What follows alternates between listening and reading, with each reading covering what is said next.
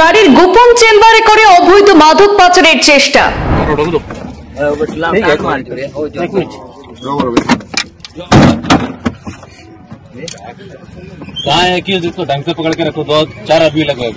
প্রায় 4 কোটি 5 লক্ষ টাকার হেরোইন সমেত মহিলা সহ 2 পাচারকারীকে জালে পড়েছে কাছাড় পুলিশ।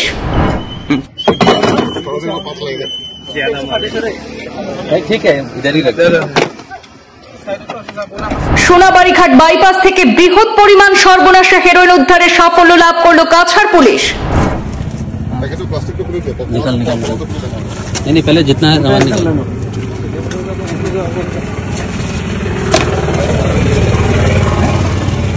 ড্রাগস বিরোধী অভিযানে কাছাড় পুলিশের একের পর এক বৃহৎ সাফল্যে উচ্ছ্বসিত পুলিশ সুপার। সোনাবাড়িঘাট বাইপাস এলাকায় সন্দেহজনক বাহনে তল্লাশি চালিয়ে পুলিশ উদ্ধার করল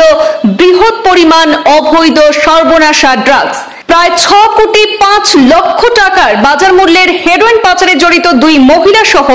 মোট 3 জনকে জালে তুলেছে পুলিশ। হেরোইন পাচারে বাহন বাজেয়াপ্তের পাশাপাশি ধৃতদের বিরুদ্ধে নির্দিষ্ট ধারায় মামলা নথিভুক্ত করে তদন্ত শুরু করেছে কাছাড় পুলিশ।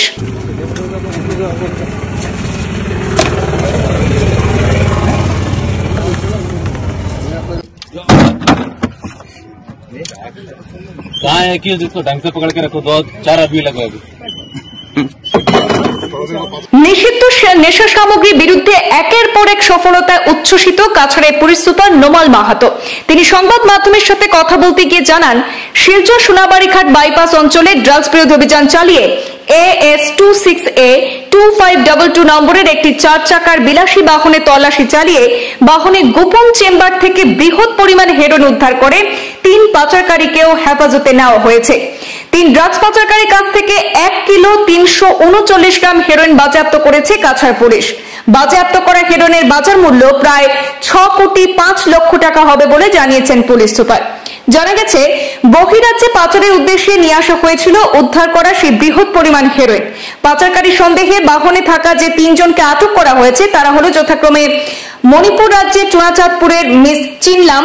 বড়পেটার মহামন্দা ইলিয়াস এবেম এবং শাহরুখ আলী। এই 3 জনকে হেফাজতে নিয়ে জোর কদমে জিজ্ঞাসাবাদ চালিয়ে যাচ্ছে পুলিশ। তাদের সঙ্গে অন্য কেউ জড়িত থাকলে খুব শীঘ্রই তাদেরকেও আটক করে আইনি ব্যবস্থা গ্রহণ করা হবে বলে আশ্বস্ত করেছেন কাছাড়ের পুলিশ সুপার নোমাল মাহাতা। সামগ্রীর অবৈধ সৰবৰাহৰ বিৰুদ্ধে আমাৰ অভিযান অব্যাহত আছে আৰু এই অভিযানৰ এক অংশ স্বৰূপে যোৱা কালি আমি এটা বিশেষ অভিযান এই সংক্ৰান্তত আমি চলাইছিলো আৰু এই সংক্ৰান্তত আমাৰ শিলচৰ বাইপাছত এই অভিযান চলিছিলে আৰু অভিযান কালত আমি এখন গাড়ীখন হ'ল ফৰ্ড টাইটেনিয়াম। এই গাড়ীখন 3 দিনৰ পূৰ্বে চুৰাচাঁদপুৰৰ মণিপুৰৰ পৰা ৰাওনা হৈছিলে আৰু সেই গাড়ীখন আমি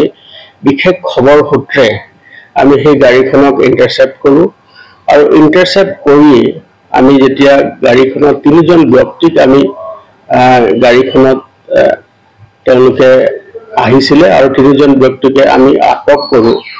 আৰু আটক কৰি আমি তেওঁলোকক সোধপোছ আৰম্ভ কৰোঁ। যি 3 জন ব্যক্তিক আমি আটক কৰিছোঁ তেওঁলোকৰ নাম আছিলে মিছ চিনলাম আৰু তেওঁৰ বয়স 37, ৱাইফ অফ সেশন, ঘৰ হ'ল চুৰাচাঁদপুৰ মণিপুৰত। দ্বিতীয়গৰাকী মহিলা আছিলে, তেওঁৰ নাম মহামন্দা ইলিয়াছ এবেম, 32 বয়স আৰু তেওঁৰ হাজবেণ্ডৰ নাম হ'ল শাহৰুখ আলী, ভেলা বৰপেটা। আৰু তৃতীয়জন ব্যক্তি হ'ল Shahrukh Ali, son of Sadek Ali, residence of ভেলা বৰপেটা। এই 3 জন ব্যক্তিক আমি আটক কৰি সোধপোছ আৰম্ভ কৰোঁ আৰু সোধপোছ কালত আমি সেই গাড়ীখনৰ পৰা বিশেষভাৱে নিৰ্মিত ছেক্ৰেট চেম্বাৰৰ পৰা আমি 105টা চাবোনৰ বাকচত সন্দেহজনকভাৱে হেৰ'ইন কঢ়িয়াই লৈ যোৱা 105টা চাবোনৰ বাকচ জব্দ কৰিবলৈ সক্ষম হ'লোঁ। আৰু জব্দ কৰাৰ পাছত আমাৰ যি প্ৰক্ৰিয়া আছে সেই প্ৰক্ৰিয়াৰ পথে আমি এই সামগ্ৰীখিনিক ড্ৰাগ ডিটেকশ্যন কিটৰ জৰিয়তে আমি পৰীক্ষণ কৰোঁ আৰু পৰীক্ষণৰ পালত সম্পূৰ্ণৰূপে পজিটিভ ৰিপ্লাই পোৱাৰ পিছত আমি গোটেই সামগ্ৰীখিনি আমি আইনৰ মতে আমি সিজ কৰোঁ আৰু তাক যাৱতীয় পৰীক্ষণৰ বাবে পৰৱৰ্তী পৰ্যায়ৰ বাবে যিখিনি কৰিব লাগে মাননীয় আদালতলৈ প্ৰেৰণ কৰিবলৈ আমি তৎপৰ হওঁ আৰু এই সংক্ৰান্তে আমি জোৰ তদন্ত আৰম্ভ কৰোঁ আৰু এই 105টা যি চাবোনৰ বাকচ আছিলে এই চাবোনৰ বাকচত যি সামগ্ৰী নিচাযুক্ত সামগ্ৰী হেৰোইন আছিলে তাৰ ওজন 1.23 কিলোগ্ৰাম মানে 1 কেজিতকৈ বেছি ইয়াত আমি হেৰোইন নিচাযুক্ত সামগ্ৰী আমি জব্দ কৰিবলৈ সক্ষম হলোঁ আৰু এই নিচাযুক্ত সামগ্ৰীখিনিৰ চোৰাং বজাৰত ইয়াৰ যি মূল্য ই 6.5 কোটিতকৈ অধিক হ'ব গতিকে আমি গোটেই সামগ্ৰীখিনি জব্দ কৰি আমি জোৰ তদন্ত আৰম্ভ কৰোঁ আৰু জোৰ তদন্ত আৰম্ভ কালত যিটো আমি ফ'ৰ্ড টাইটেনিয়াম গাড়ী আমি জব্দ কৰিছিলোঁ এই গাড়ীখনৰ নাম্বাৰ হৈছে AS26A2522 এই গাড়ীখনকো আমি আইনৰ প্ৰক্ৰিয়াৰ মাজেদি আমি এইটো আমি জব্দ কৰোঁ বা সিজ কৰোঁ আৰু গোটেইখিনি যি প্ৰক্ৰিয়া আছিলে সেই প্ৰক্ৰিয়াত আমি ইণ্ডিপেণ্ডেণ্ট উইটনেছৰ যি উপস্থিতিত আমি গোটেই সামগ্ৰীখিনি আমি সিজ কৰোঁ আৰু আমি জোৰ তদন্ত আৰু চলাই গৈছোঁ যে ইয়াৰ লগত সম্পৰ্কিত হৈ থকা আপৱাৰ্ড লিংকেজ আৰু ফৰৱাৰ্ড লিংকেজেছ যি আছে তাক এষ্টাব্লিছ কৰি তেওঁলোকৰ বিৰুদ্ধে কঠোৰতম আইনগত ব্যৱস্থা ল'বৰ কাৰণে আমি তৎপৰ হৈ আছোঁ আৰু প্ৰাৰম্ভিক তদন্তকালত দেখা গৈছে যে গোটেই সামগ্ৰীখিনি চুবুৰীয়া ৰাজ্যৰ পৰা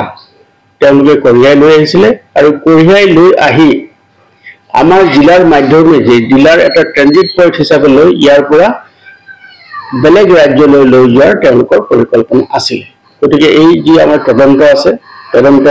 এতিয়াও আমাৰ অব্যাহত আছে আৰু তেওঁলোকৰ আৰু যি তথ্য আমি মোকৰ্দমা সংক্ৰান্ত আমি ৰুজু কৰি মোকৰ্দমা সংক্ৰান্তত আমি যি লাভ কৰিম এই সকলোবোৰ লোকৰ বিৰুদ্ধে কঠোৰতম আইনগত ব্যৱস্থা আমি গ্ৰহণ কৰোঁ